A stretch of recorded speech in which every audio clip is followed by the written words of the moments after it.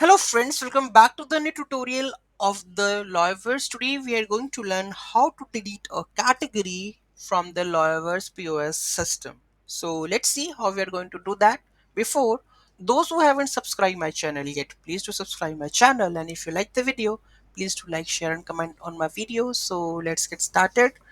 So currently in the previous we fetch all the categories, right? So any category I want to delete, I need to make the ID of that one. So just copy this ID and paste it into your respective ID you want to delete.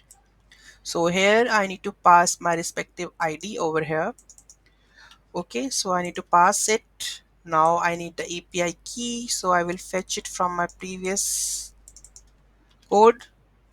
Okay, so here I need to add my API key, save this. Okay, and here we have the delete category. Okay, everything is sorted. Let's try to delete that one. We're going to delete the category new category, and here the new category exists. Okay, so the new category, let's try to run this. Okay, and let's hit this one. So category deleted successfully, and this is the ID. Let's reload this tab, and this should be deleted. Only two categories should be there.